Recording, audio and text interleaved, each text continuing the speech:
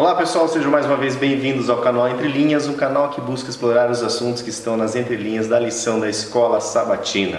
Aqui nós vamos pegar a linha da lição e vamos tentar trazer aqui alguns assuntos de uma forma mais aprofundada, né, Ricardo? Isso. Nós estamos então agora aqui na sexta lição desse terceiro trimestre de 2018, o Ministério de Pedro. Como vocês veem, nosso amigo Alexandre não pôde gravar conosco por causa de compromissos, mas na sétima lição ele já estará aqui novamente, que nós estamos organizando a agenda aí para que sempre o trio esteja completo, né, Ricardo? Claro. Desde a origem. Pensamos os três por uma razão, óbvio. E por falar de origem, né, nós estamos gravando agora um vídeo só, com algumas entrelinhas que a gente vai destacar. Hoje ainda deu certo de destacar uma entrelinha quase em cada tema de cada dia, ok, pessoal? Mas nós teremos somente esse vídeo completo, único só, é mais fácil de editar, é mais fácil também da gente mandar aí para vocês, beleza? Para economizar um pouquinho de tempo. E mais fácil da gente preparar em casa. Exato. Lembrando também que nós temos aqui um grupo no WhatsApp, ok? Já tem um grupo cheio, nós estamos já no segundo grupo. Através desse grupo a gente então disponibiliza aqui os slides, os materiais aí que nós produzimos. Além disso, há também momentos de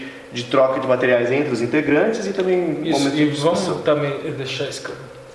Criou-se um padrão, né? Isso. O Família Entre Linhas 1 é mais atuante, coisa e tal, e o 2 é mais tranquilo. É mais material mesmo, né? Só do canal. É isso, então quem entrar no 2 já vai com essa mentalidade, que inclusive a Vanusa, ela saiu do 1 porque tinha muita coisa, o celular dela não aguentava. Eu falei para ela ir pro 2 porque o 2 era mais tranquilo, mas sossegado. Ela tá no 2, aí tá de boa. Tá feliz. Então vamos manter o 2 do jeito que tá. Ok, pessoal, então obrigado aí por você fazer parte aí desse ministério, do Família Entre Linhas aí, compartilhar a sua opinião. Não esqueça de deixar sempre o seu like nos vídeos. O pessoal tá comentando bastante, viu, Ricardo? No último vídeo o pessoal comentou bastante mesmo, atendeu o apelo, deixaram bastante likes. Isso é muito importante, né? Não só para o canal Entre Linhas, como para todos os canais aí que você curte no YouTube. Lembrando, né, que isso não é para que nós ganhemos algum destaque, na verdade é porque dessa forma o YouTube pode recomendar o vídeo para mais pessoas aí dentro da plataforma, e isso, segundo nós cristãos, é uma forma de pregar o Evangelho. Se você acha que a mensagem deva ser levada para mais pessoas, é só curtir já vai estar ajudando, ok, pessoal? Evangelizando. Vamos lá então ao que interessa, né? O Ministério de Pedro. Durante essa semana, então, nós estudamos toda essa parte inicial do Ministério de Pedro, até porque nós, na última lição, estudamos o início do Ministério de Paulo, né? Agora Paulo parece que vai dar tirar umas férias, né? Depois o Ricardo vai explicar certinho como funciona isso. E aí Pedro agora, então, o livro de Atos traz a questão de Pedro. Por quê? Porque, na verdade, estava havendo alguns problemas, como sempre, né? Alguns conflitos. E nas entrelinhas de sábado, nós vamos começando a destacar aqui, né, o segundo parágrafo, diz assim: a conversão dos gentios era a questão mais controversa. E agora o Ricardo trouxe aqui, né, vai falar por que era tão controversa essa conversão dos gentios, como se comportavam os judeus diante aí dessa nova igreja cristã. Só antes da gente chegar nesse ponto, eu vou estabelecer um paralelo aqui. Na construção do livro da narrativa de Lucas, ali no livro de Atos, a gente vê, na construção do texto, tá? Não estou dizendo propriamente no sentido escatológico, espiritual, nem nada, mas na construção do texto a gente vê que a história de Pedro, narrada ali no livro de Atos, ela está para Paulo, assim como a história de João Batista está para Cristo. Ele é um precursor de Paulo, né? Ele prepara o terreno para Paulo. Inclusive a gente vê aqui na lição, a gente vai perceber na ordem aqui que depois nós começamos falando do ministério de Pedro e nós vamos chegar na quarta-feira aqui e nós já falamos de Paulo, justamente porque a construção do texto é assim, nesse sentido de precursor. O apóstolo, o chamado apóstolo dos gentios, teve também um caminho preparado por alguém, apesar de Pedro, obviamente, ter tido seu ministério próprio, com as suas funções e atribuições próprias. João Batista teve. Mas na estrutura do texto é muito similar. E aqui, toda a lição da semana, ela envolve a questão agora de judeus e gentios. Nós vimos lá atrás, falando de judeus, falando dos helenistas, que algumas traduções trazem por grego, mas mas que naquela passagem é o judeu helenista, é o judeu de fala grega. Era um conflito entre judeus e judeus, né? Isso. Até os 7 diáconos que nós Isso, então a gente viu o quê? O evangelho pregado em Jerusalém, nós temos dentro dos judeus. Depois vimos que houve uma aceitação em Samaria, que depois nós vimos a história de Filipe, que os samaritanos só com o Pentateuco aceitaram o Messias mais do que aqueles de Jerusalém, e agora nós vemos esse evangelho já se espalhando para não judeus, que são os gentios, né? Gentios. A lição dessa semana vai estar vinculada com o Pentecostes, mesmo não estando aqui, mas a gente vai o raciocínio. Tem um ganchinho lá, né? A entrelinha a gente vai ter que vincular com a festa de Shavuot e com a festa de Shafarot, que é a festa do Pentecostes e a festa das trombetas. Mais para frente vocês vão entender um pouco do porquê. Então vamos lá.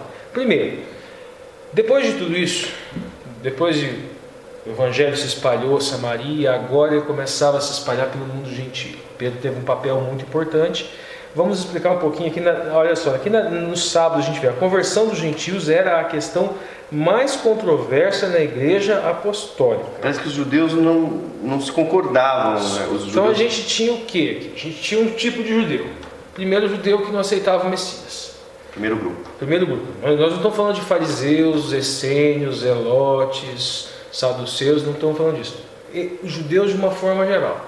Existiam judeus de uma forma geral que não aceitavam o Messias, primeiro grupo, e um outro grupo que aceitava. Não, Jesus, Yoshua, ele é o Mashiach. Não, Yoshua não é o Mashiach. Dois grupos. Vamos aguardar ainda. E o outro ponto, dentro daquele grupo, dentro do segundo grupo dos judeus que aceitavam que Yoshua era o Mashiach, que Jesus era o Cristo, que Jesus era o Cristo, o ungido de Deus, Cordeiro de Deus que tira o pecado do mundo, existiam aqueles que entendiam assim: antes de você aceitar Yoshua como Mashiach, você tem que se tornar judeu. Então, eles eram exclusivistas ainda. Isso. Então, o Mashiach é dos judeus. Se você quer o Mashiach, torne-se judeu primeiro. Eles são chamados de os judaizantes. Então, teria que se praticar aquilo que se chama proselitismo. Eles iriam passar por um processo que na época não era muito interessante. Eles não achavam, alguns judeus não achavam muito interessante. Por quê? Ainda hoje existe esse tipo de pensamento, que existe a mitzvah de Noá, ou a lei de Noé, e a mitzvah de Yahué, a mitzvah que foi dada para Moshe no Sinai. E entendem assim: o gentil, para ser salvo, precisa pura e simplesmente obedecer a lei de Noé, E o judeu, porque o judeu é mais especial, mais forte, ele mais precisa da Aseret de Brot. Ele tem capacidade para isso. Isso, os né? 10 mandamentos. Ele foi eleito porque ele foi preparado. Tá no sangue dele. Isso, exatamente. Então eles têm essa visão.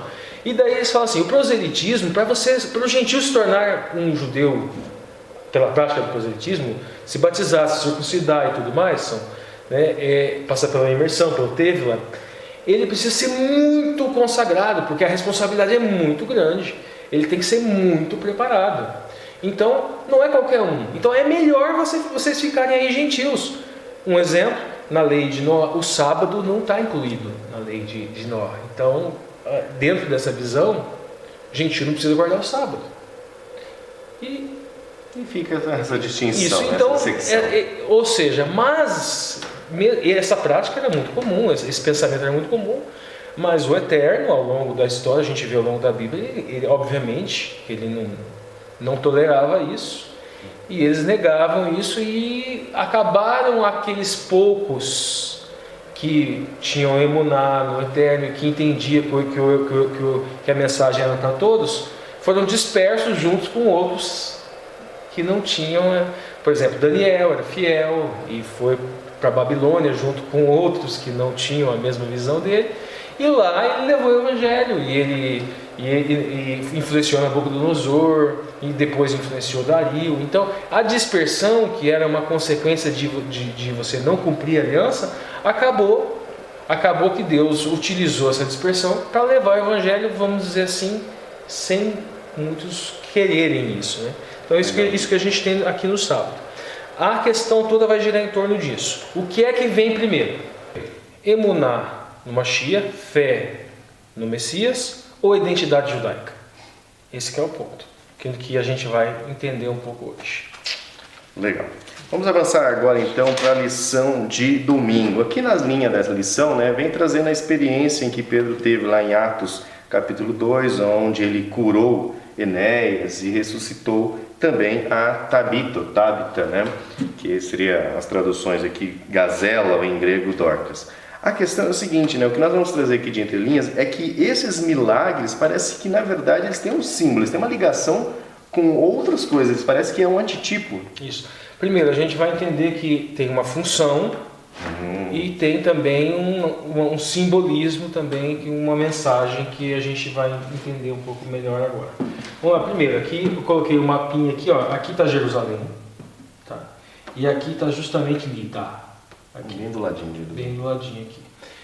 E aconteceu que passando Pedro por todas as partes, ele estava levando o evangelho, veio, aqui na linha fala que ele estava por essa região costeira aqui, né, aqui no mapinha, veio também aos santos que habitavam em Lida, aqui, mais ou menos 16 a 20 quilômetros de Jope. Jope era mais pro litoral aqui. Isso, né? mais ou menos aqui, ó. Isso. Então vamos lá, o próximo slide, e o que ele encontra lá em Lida? E achou ali certo homem chamado Enéas, em hebraico seria Anias, jazendo numa cama, havia 8 anos, o qual era paralítico. Primeiro ponto aqui. Aqui eu coloquei o significado do nome deles em hebraico. Eni significa afugentar, resgatar ou salvar. Né? Tá, mas o ponto aqui, primeira aplicação, o arquétipo. Paralisia no sentido de paralisia espiritual, pessoa que não leva o evangelho, e o poder de Deus é o poder que dá justamente isso, de você dar a força para você faz levar. O paralítico andar e faz o cristão que está preso, que está parado, virar um cristão atuante. Mas também esse milagre aqui tinha uma função de levar o evangelho com mais força, porque a gente vai ver que não só esse milagre, mas como o outro, estão conectados. Com o ditado, com a história de Cornélio, os três estão conectados. Deus fez primeiramente para que mais pessoas nessa cidade viessem até Pedro, e não necessariamente que Pedro fosse fazer mais milagres, mas que Pedro fizesse o milagre. Qual milagre? O milagre da conversão. Esse milagre da conversão, de fazer com que outros aceitem o Mashiach e tenham vida eterna. Então, esse evento miraculoso tinha uma finalidade, também tinha um arquétipo, tinha uma função de publicidade, vamos dizer assim. Depois o próximo aqui, agora a gente vai lá para Jope, a gente estava falando bem... Isso, foi mais para o litoral. Mais para o litoral, é um porto principal da Judéia, né? Mais ou menos uns 60 quilômetros de Jerusalém, servia como um ponto de conexão para caminhos que vinham desde o Egito, a Síria e outros tantos lugares. Tá? E havia em Jope uma discípula, e aqui veja bem, primeira vez que se utiliza a expressão discípulo para uma mulher, que traduzido se diz Dorca, que é gazela. Esta estava cheia de boas obras e esmola. Ela praticava o quê? Tzedakah. E ela miraculosamente, vamos para o próximo slide. Vamos para o próximo slide. Ele, dando-lhe a mão, levantou-a, chamando os santos e a viúva, e apresentou-a viva. Ela estava viva. Ou seja, também aqui o Parósco, ele faz um paralelo com os 2 milagres do Messias. Mas esse daqui era um outro evento miraculoso. Nós vamos entender o porquê desses eventos miraculosos para dar visibilidade a Pedro, para que o Evangelho, para que a mensagem pela qual ele estava pregando, o Messias ressuscitou. Imagine, gente, um ambiente onde muitos pregavam que não existia ressurreição, e daí vem lá, não, o Messias ressuscitou. Descrédito. Aí vem Pedro e faz o quê? Faz a mesma coisa. Ressuscita. Ou seja, aquele que ressuscitou me deu poder para ressuscitar. Uma forma de confirmar o ministério de Pedro, né? E a fala de Pedro. Uma forma deles verem que aquela fala de Pedro era verídica. Porque você é enviado de Cristo, ou seja, mas será? Porque para falar que era de Cristo, muitos deviam falar. Né? Mas veja que não é o ato miraculoso que serve para criar emuná. Porque aqueles que condenaram o Messias viram inúmeras coisas. Os fariseus viram inúmeros milagres de Cristo e não desenvolveram emuná. Podiam desenvolver crença, mamim. Agora emuná, fé, que é fé ativa mesmo. A linha da lição traz essa reflexão. Então vamos lá. Bom, vamos lá. Agora vamos para um outro lugar, Cesareia. A gente viu Jope aqui, mas por aqui chega... Só para marcar, né, nós estamos então indo para o assunto da lição de segunda-feira. Isso, exatamente. Existe é interessante marcar essa conexão desses milagres que estão em domingo na segunda-feira. Por quê? Pedro, que estava pregando o Evangelho, pregando a ressurreição de Jesus, ressuscitando, curando, assim como Jesus já havia feito, e a fama dele se espalha, né? A história se espalha e chega aos ouvidos desse homem aqui, no caso Cornélio, em Cesareia, mais ou menos aqui. A gente fez aquele caminho, né? Agora a gente tinha chegado em Jope e agora chegou aqui em Cesareia. E havia em Cesareia um varão pelo nome de Cornélio, centurião da corte, esquadrais, chamada italiana. O centurião, no exército romano, ele é o sexto na hierarquia, e alguns entendem que ele era o centurião da guarda imperial, um homem de muita importância. O cargo de centurião é o mais alto cargo que um soldado comum poderia alcançar. E é um cargo para uma pessoa de extrema experiência, uma pessoa de confiança, né? Não só de confiança, mas de reconhecido mérito, reconhecida capacidade militar. Então, esse era um homem muito influente e muito poderoso nessa região aqui. E esse homem, e aqui Deus se utiliza novamente de mais um ato miraculoso, sobrenatural. E esse homem, Cornélio, ele vê um anjo, e esse anjo fala para ele ir atrás de Pedro. E ele manda os servos para ter com Pedro. Mas um ponto interessante aqui, é um gentil e um judeu. A gente estudando essa história aqui, a gente percebe aqui, e depois isso vai ficar, um mútuo aprendizado. Pedro estava pregando o Evangelho, mas ele estava pregando o Evangelho e aprendendo também. E nessa experiência aqui, que Deus se utiliza de um ato miraculoso para aproximar Cornélio de Pedro, não é propriamente assim, Cornélio, vai lá, você vai aprender com aquele judeu. Pedro vai aprender também uma lição muito importante com Cornélio e que é de extrema relevância para o adventista que defende o espírito de profecia. Nós vamos entender isso. Então vamos lá, vamos para o próximo slide. E o que acontece? Ele manda o servo, nesse caminho, manda o servo para buscar a Pedro, né? Pedro é Kefa, né? Também é um nome de Pedro. E disse-lhes: vós bem sabeis que não é lícito a um varão judeu ajuntar-se ou chegar-se a estrangeiros, mas Deus mostrou-me que nenhum homem chame como um imundo. O que acontece? Por que ele diz essa frase?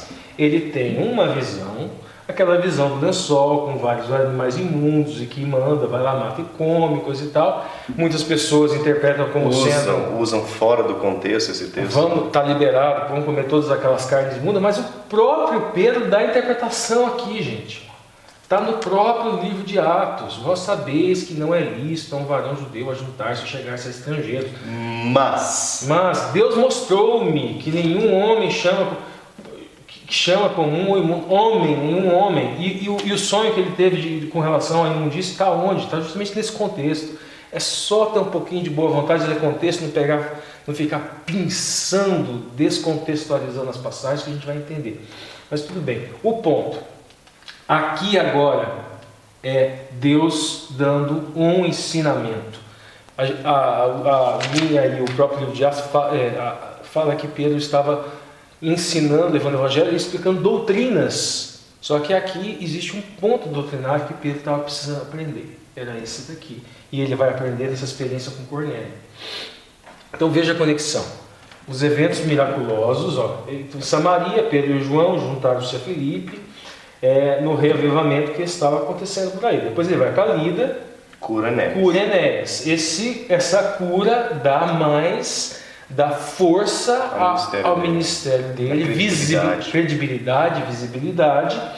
E daí em Jope ele ressuscita Dorcas, ele estava pregando que Yoshua ressuscitou, e isso aqui fortalece também. Esse povo precisava ouvir essa mensagem. E ver aquela mulher que praticava de tzedakah, uma mulher boa. Um ponto aqui de Dorcas também interessante que a gente tem que marcar é o seguinte, veja bem,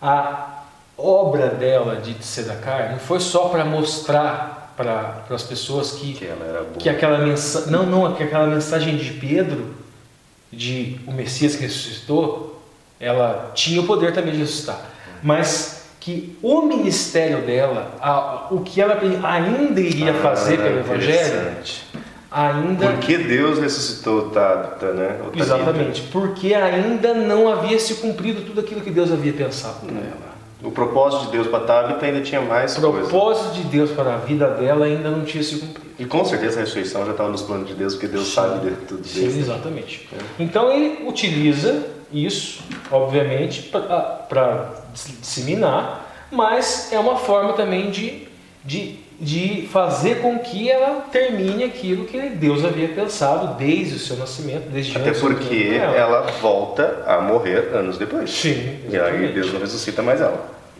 Mas aquela congregação ainda precisava dela. Em Cesareia, o evangelho foi recebido por muitos gentios. E essa mensagem chega, e Pedro vai até Cornélio. E agora vejam o aprendizado de Pedro. Primeiro aprendizado, Deus, através de um ato miraculoso, ensina Pedro não fazer discriminação entre judeus e entre gentios. Agora aqui acontece uma outra coisa. Aqui está escrito Ruach HaKodesh. É muito comum, até nos dias de hoje, muitos judeus dizem o seguinte, e aqui nós vamos fazer uma aplicação com o Espírito de Profecia, nós vamos fazer uma aplicação com o movimento segundo Advento e com duas festas, a festa das semanas, que é a festa de Shavuot, ou Pentecostes, e Shafarot. A festa de Shavuot, a festa de Pentecostes, nós temos a profecia de Joel. Na profecia de Joel, que inclusive eu vou colocar aqui, está mais para frente, acho que a gente pode dar uma passadinha já. Vamos lá, pode passar aqui. Volta aqui. Profecia de Joel, olha. E há de ser que depois derramarei o meu espírito sobre toda a carne, sobre os vossos filhos e vossas filhas profetizarão, os vossos velhos terão sonhos, vossos mancebos terão visões, e também os servos e as servas naqueles dias derramarei o meu espírito. Então, veja bem, aquilo que estava profetizado em Joel, o próprio Pedro, ele percebeu a relação com Pentecostes, com a festa de Shavuot. Isso. Ocorre que não se cumpriu totalmente lá no Pentecostes. Ainda faltava do derramamento. Ainda faltava um pouco do derramamento do Espírito Santo. Será que o Bifai foi derramado na sua plenitude, né? Exatamente. E isso ocorre justamente aqui, E os fiéis que eram da circuncisão, ou seja, os fiéis judeus e prosélitos, como se coloca essa expressão que eram da circuncisão, eram judeus de nascimento, ou aqueles que se tornaram judeus pelo proselitismo. Todos quantos tinham vindo com Pedro maravilharam-se do que o dom do Espírito Santo se derramasse também sobre os gentios. Então veja bem, o dom do Espírito Santo, Ruach HaKodesh, também se derrama em cima dos gentios. Então aqui cumpre Joel também. Aqui temos isso plenamente. Então derramamento do Espírito Santo em judeus, derramamento do Espírito Santo em gentios. E o que tudo isso tem a ver com Adventismo e Espírito de Profecia? Festa, semanas, Shavuot, Pentecostes, derramamento do Espírito Santo. Shafarot, Qual que é a simbologia do chafarote, que é a festa das trombetas? O movimento é o movimento do segundo advento do Messias, que começa aqui. Só que nós temos esse movimento, ele se prolonga. E ele se prolonga tanto histórica quanto escatologicamente. E nós chegamos em 1844.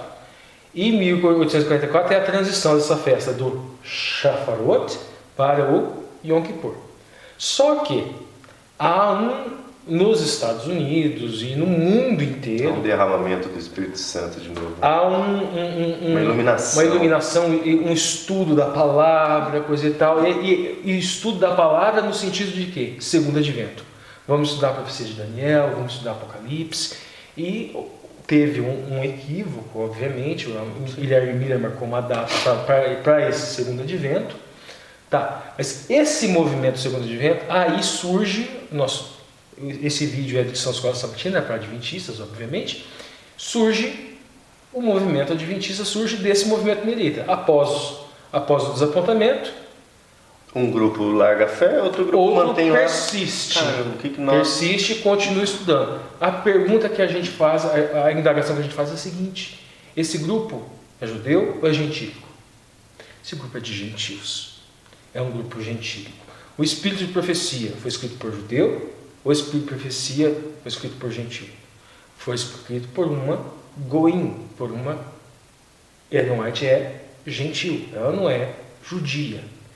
E o Espírito Santo derramado sobre esse gentil aqui é justamente aquilo que nós entendemos, é o mesmo Espírito que iluminou Ellen White. E essa é uma forma até da gente entender isso, porque se não tivesse ouvido esse derramamento sobre os gentios, lá já nas eras iniciais, hoje poderia ser questionado, mas nunca o Espírito Santo foi derramado plenamente sobre os gentios. Então esse verso aqui, ele é muito importante justamente para a gente entender o movimento adventista nos últimos tempos. Gentil, obviamente, no sentido que os judeus daquela época falavam. Nós vamos entender melhor que, biblicamente, esse termo, ele é um pouquinho diferente, né? Então vamos lá. Nós já vamos para o próximo slide aqui. Agora vamos entender essa questão desses milagres. Que foram utilizados eventos miraculosos para que se fosse dada uma luz que eles já deveriam ter pura e simplesmente por ler os textos. Mas eles foram entendendo, Deus foi, em sua infinita misericórdia, utilizando esses eventos, não para desenvolver fé, mas para trazer luz e conhecimento. Porque a emuná, a gente pode desenvolver emuná em coisas simples, a gente pode desenvolver emuná no estudo. A emuná é algo que vai muito além disso. Os demônios, eles creem, mas eles não têm emuná. Eles não têm fé. Crer é diferente. Vamos criar um jogo de linguagem aqui. O ma'amin, a gente pode trabalhar por crer, é uma coisa. Isso até os demônios têm. Até os Lúcifer têm. Agora, emuná, os demônios não têm. Lúcifer não tem. Emuná é algo espiritual.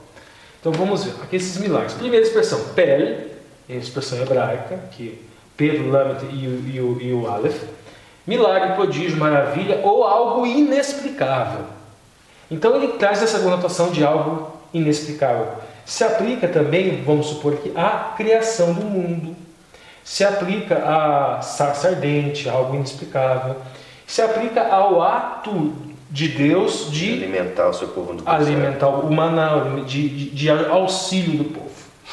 Mofet, Men, Yud, e aqui um Fe, e aqui um Tav. Exemplo, modelo, prova, sinal ou milagre. E aqui essa palavra geralmente é associada com as pragas que foram utilizadas para libertar o povo do Egito.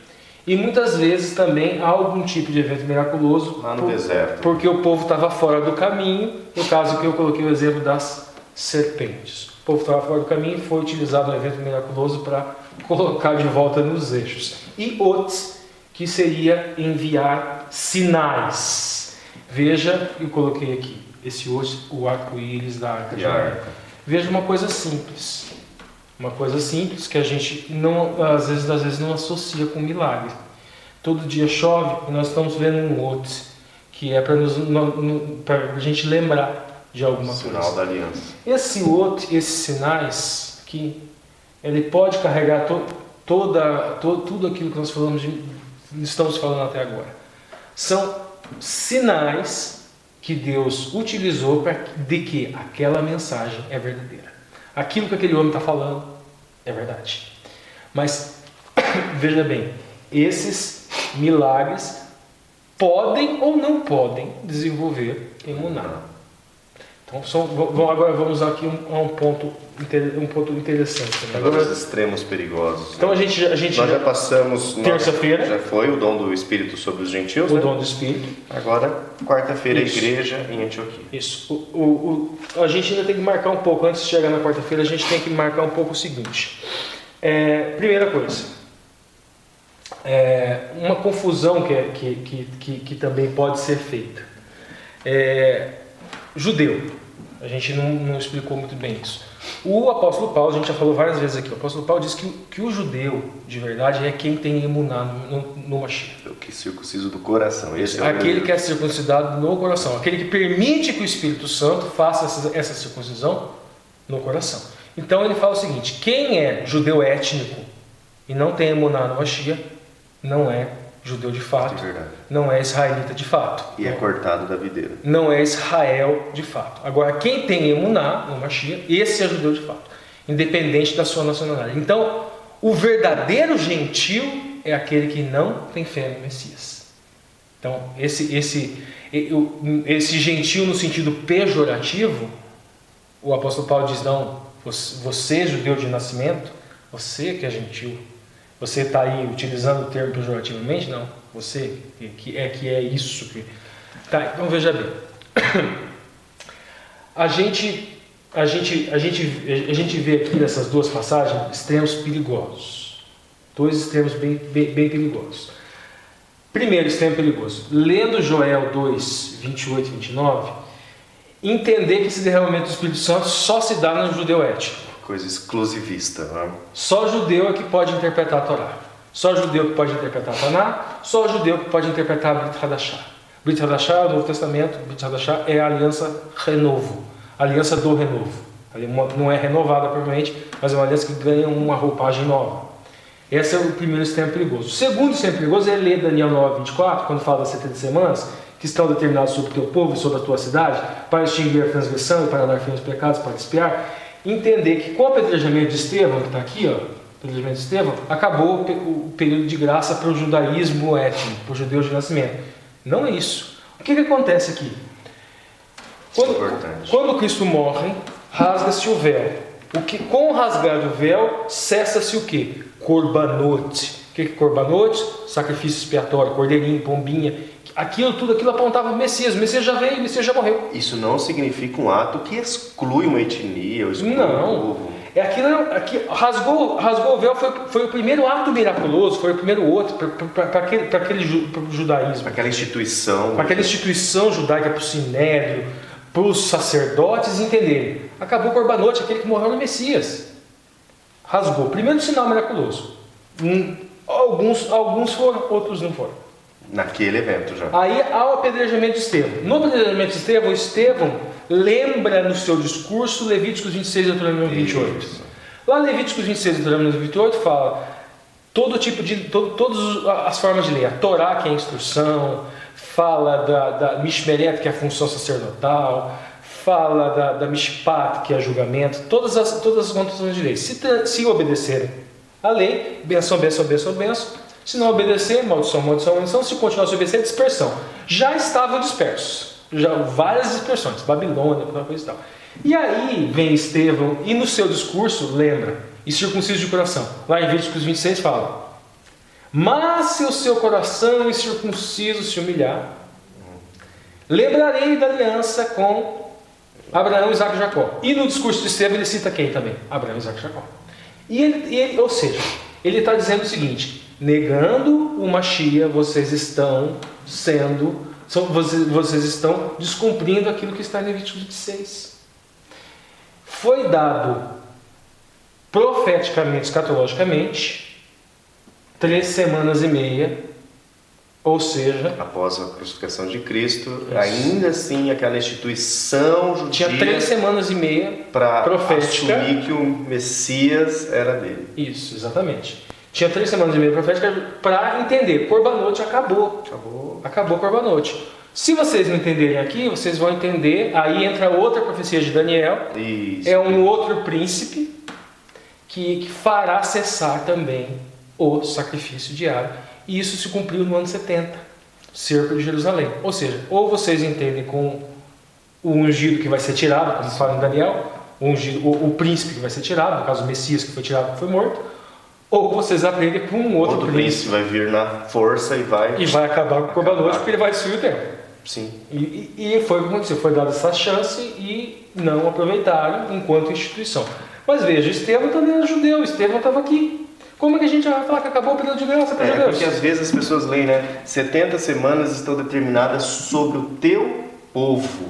Então eles acham assim, 70 semanas é dado para o povo judeu. Para ele ter a graça. Para ter a graça. E sobre a tua santa cidade, para extinguir a transgressão e dar fim aos pecados. E a gente está falando de Pedro. Pedro é o quê? Pedro é judeu. A gente está falando de Estevão, que Estevão morreu aqui. Estevão era judeu. É judeu. E Paulo? Então, foi dada uma chance para aqueles incircuncisos se humilharem, não se humilharam. O Sinédrio, o judaísmo enquanto instituição, o Sinédrio não seguiu. Então esses são os termos perigosos, muito perigosos. Uma coisa importante que a gente tem que entender aqui, que a gente está falando dessa questão de ser judeu, Jacó, ponto importante. Jacó, o que vem primeiro? A gente estava falando, é a identidade judaica ou é a emuná?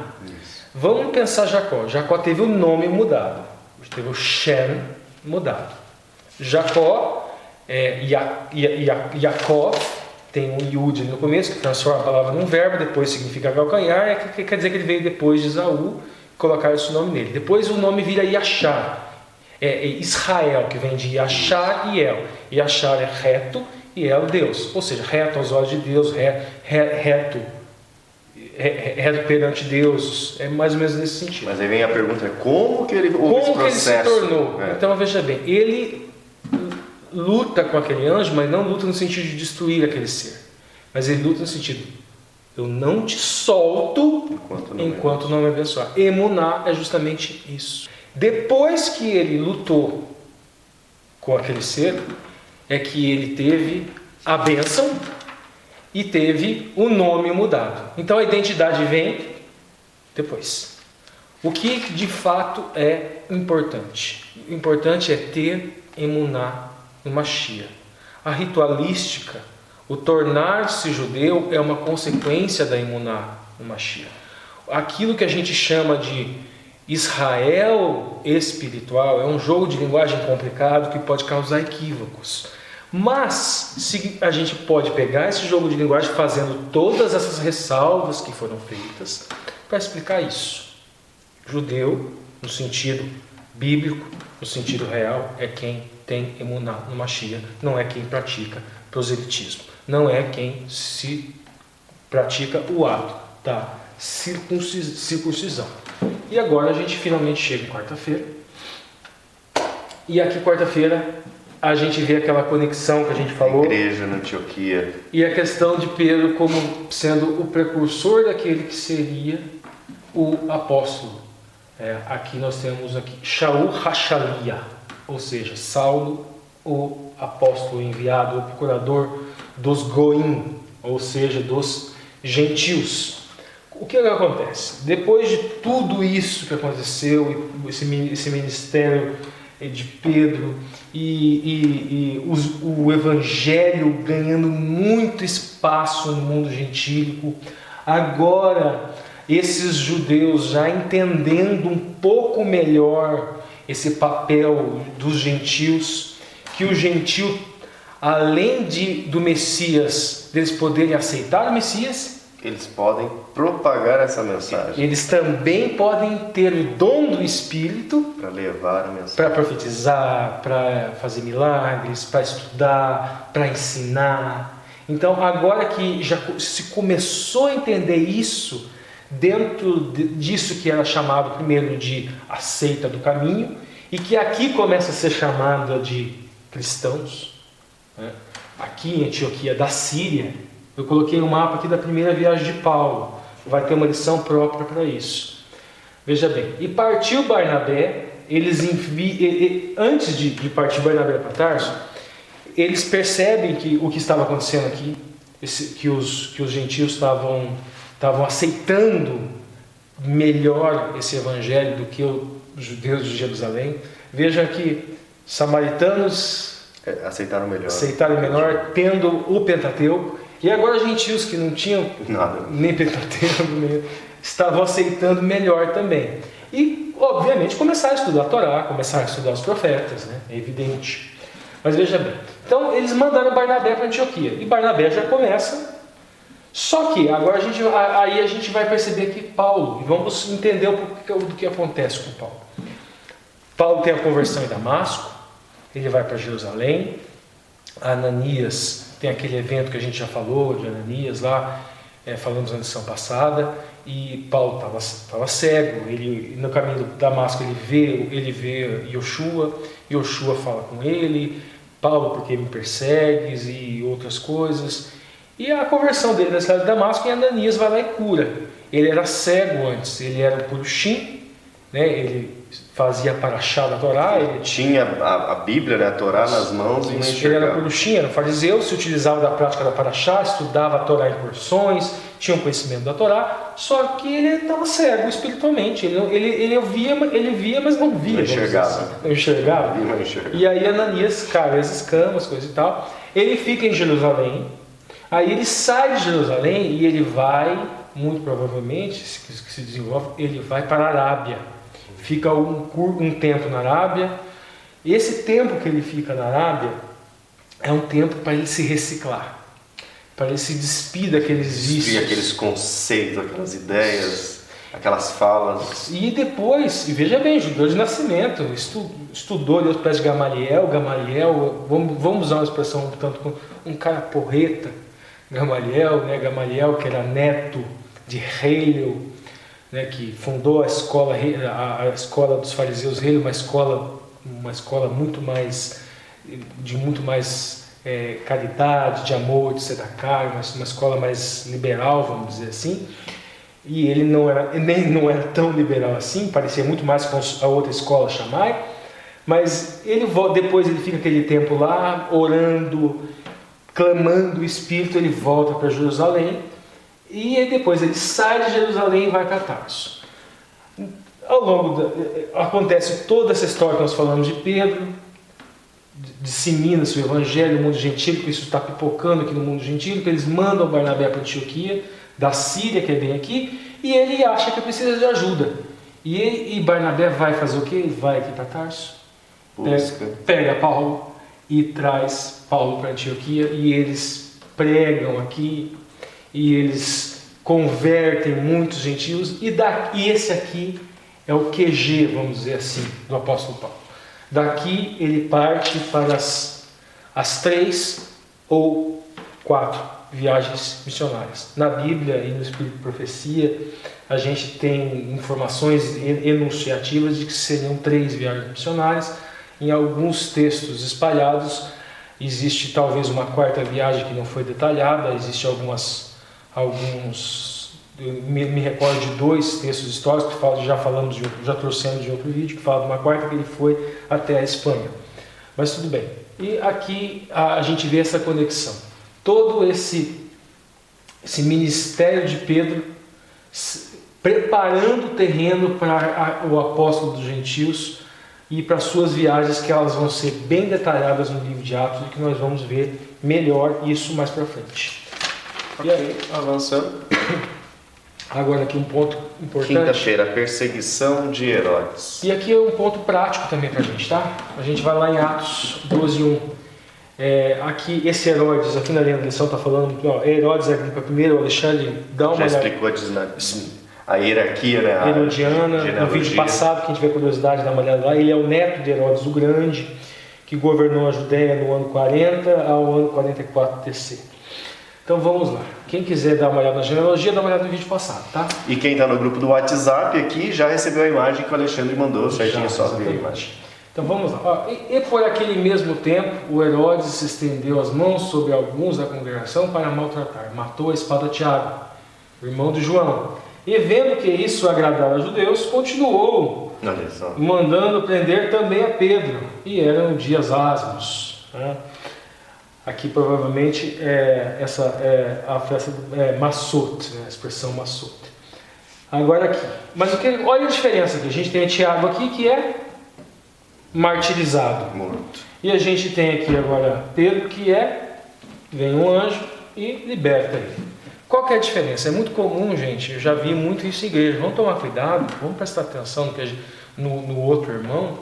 Eu mesmo já passei por um acidente, um sujeito bateu na traseira do meu carro e no momento que eu estava passando sobre um viaduto, um pontilhão, o carro caiu do pontilhão, coisa e tal. O carro virou nada, não aconteceu nada, absolutamente sem nenhum arranhão comigo. Tá. O ponto. Muita gente, quando acontece esse tipo de coisa, o que essas pessoas fazem? Vão para frente da igreja e falam assim: pai, eu sofri um acidente e Deus me salvou. E se eu furou o pneu do carro, depois eu vou descobrir porque Deus deixou furar o pneu do carro, porque lá na frente eu vi um acidente. Houve um acidente, podia ter sido eu, foi Deus que me libertou. Você se coloca como sendo melhor do que o outro. Será que Tiago era pior do que Pedro? Porque um foi morto, outro só foi preso, né? E foi preso e libertado depois. Gente, todos somos filhos de Deus. Deus ama a todos. Deus ama a todas as pessoas. Aquela outra pessoa que sofreu um acidente lá na frente, Deus também ama. E Deus tem um plano para ele, independente de quando a vida dele acaba ou quando não acaba. Então vamos tomar cuidado que muitos irmãos, às vezes quando nós vamos fazer esse tipo de sermão, a gente não está cuidado que tem um irmãozinho ali, que tem um parente, que tem um ente querido que sofreu um acidente e que não houve nenhum ato miraculoso que foi. E ele pode achar que dessa forma essa pessoa não tem mérito de Deus, né? E aí Deus parece que está castigando a pessoa. Como se fosse um castigo, alguma coisa. Então vamos evitar esse tipo de coisa e vamos pensar melhor nisso. Veja bem, Tiago não era menos amado do que Pedro. E o próprio Pedro, muito tempo depois, vai ser martirizado. Ocorre que o ministério de Pedro, a obra de Pedro, a obra de que o Espírito Santo iria em Pedro executar, ainda tinha muito a ser feito. Mas isso é plano de Deus, né? Isso é o que Deus tem na vida de cada um e a gente não sabe o que Deus tem. Exatamente, a gente não sabe. Então, por essa razão, nesse momento, houve esse ato miraculoso, Pedro sai da cadeia, é liberto, e eles estavam prontinhos para executá-lo, mas Deus não permitiu, o martírio ainda não era a hora. O nosso Deus é o Deus da vida eterna. Exato, eu ia até falar isso, né? Na verdade, assim, Deus tem planos diferentes, mas um plano é igual para todos. A salvação de Tiago e a salvação de Pedro. Importante é isso, a minha salvação, a sua salvação. Que aqui foi morto pela espada aqui, e aqui foi liberto, não é porque esse daqui é menos especial do que esse, não é isso.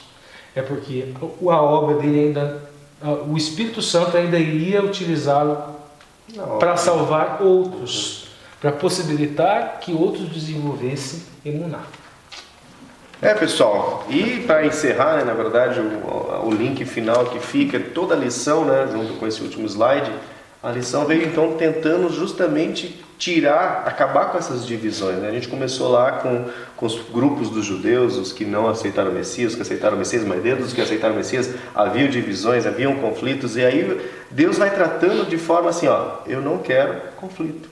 E isso fica uma lição para nós aqui da igreja. Nós, às vezes, na igreja, nós podemos muitas vezes nos sentir judeus, né? Nós somos adventistas. Nós somos melhores. Melhor, porque eu não peco, não fumo, não bebo, não prostituo, não faço isso, faço aquilo, então, eu sou bom. Aí chega uma pessoa que tem suas lutas e que tá, né? A gente já brincou com isso, né? Que não parece tão santo quanto... Exato, né? Tem suas lutas e tá lá. Aí a gente já começa a vê-la com os olhos diferentes, que eu acho que é o que nós aprendemos na lição de hoje, né? Que os judeus acho que faziam isso, gentios, a mesma coisa, nós podemos repetir os erros que acho que está escrita para nós aprendermos essas lições. E a gente olhar para essas pessoas com um olho de separação, com um olho de preconceito. Na verdade, não. Primeira coisa, se ela veio buscar, porque o Espírito Santo já guiou. Né? Se ela está lá dentro da sua igreja, entrou no seu grupo, está no G148, está nos adolescentes, é porque Deus já está trabalhando nessa pessoa. Então, qual que é a reação nossa agora, então, Ricardo? Né? É ficar colocando barreiras para que ela acesse a Deus? Não, você não. E havia, né, nessa igreja, nesse começo, foi uma ferramenta de Satanás. Isso, importante a gente discutir. Judeus discriminando não-judeus, os gentios que se convertiam, que tinham fé no Mashiach, e gentios também, de certa forma, já antevendo, às vezes, talvez... Já com preconceito dos judeus por causa do que se ouve falar. Eles são... Já também desenvolviam um certo preconceito. Então, a expectativa do preconceito já gera um preconceito. E isso não edificava. Isso historicamente causou uma separação. Aquela igreja que devia ser única, composta por judeus e gentios, ambos caminhando, levando esse evangelho, ambos com a emuná no Mashiach, ambos sendo sob o ponto de vista do jogo de linguagem que o apóstolo Paulo usa, Israel de verdade, porque lutaram até a angústia de Jacó, se firmaram no Eterno, ambos levando esse evangelho coesamente. Isso não por causa de picuinhas, diferenças, coisas de doutrininhas assim, de homens, doutrinas de preconceitos, exatamente. E o principal, por não permitir que o Espírito Santo fizesse essa união. O Espírito Santo não queria essa separação, nunca quis essa separação. Essa identidade judaica não é exclusiva de quem nasce, é exclusiva de quem se prende ao Eterno. Esse é o verdadeiro Israel. Eu e o Lúcio, a gente estava conversando, muitas vezes tem aquele irmãozinho mais transparente, vamos dizer assim, chega na igreja e ele é transparente, ele faz coisas muitas vezes que não condiz propriamente com os comportamentos típicos de quem está ali, e ele não é abraçado. Ele sofre de preconceito. Gente, igreja... E às vezes um que parece santinho, né? Aí é acolhido pelo grupo. Esse é santinho, mas às vezes aparece. Tem as lutas dele, né? Só Deus sabe se... E geralmente, e às vezes faz o apelo do fariseu, né? Muito obrigado. Obrigado, Senhor, porque eu sou muito bom, eu não sou pecador. Não sou igual aquele gentil, não sou igual aquele publicano. Então vamos cuidar com esse tipo de discriminação. Às vezes ela é tão sutil que se reveste de santidade. Exato. Eu estou só limpando, estou mantendo o povo de Deus limpo. Pessoal, então que fique a reflexão para você na sua igreja, você que faz parte de qualquer grupo cristão. Se reveste de falsa santidade. Falsa santidade. Para que a gente tenha, permita, como o Ricardo falou, que a gente clame ao Espírito Santo, porque com certeza o Espírito Santo vai nos dirigir para uma união, né? E não para uma divergência ou para secções de grupos, ou para que criemos agora os adventistas, eu esqueci agora a palavra, mas são os dissidentes, né? E cria grupos dissidentes e que ficam brigando. Pessoal... E não existe adventista de primeira classe e de segunda classe. Exato. Existem um povo e o povo de Deus, só isso. Ok, pessoal? Espero que você tenha gostado aí dessas entrelinhas. Nós não estivemos aqui com o Alexandre, mas ele estará conosco na próxima lição. Não esqueça, né, antes de encerrar o vídeo, deixe o seu joinha. Se você não é inscrito no canal, tá aí chegando no canal Entre Linhas, gostou do conteúdo, se inscreva, porque isso é importante para você ser avisado dos próximos vídeos, aí da próxima lição e de outros vídeos que o canal venha a lançar, ok? E se você quiser ajudar o Ministério, por enquanto, compartilhe esse vídeo, comente, compartilhe no WhatsApp, compartilhe nas suas redes sociais, para que mais pessoas, né, que podem estar sofrendo essa situação, enfrentando essa situação na sua igreja, que ela tenha um pouco mais de raciocínio e pensar no que a lição trouxe para nós. Ok, pessoal? Nosso abraço. Então, nos vemos na próxima lição. Tchau, tchau.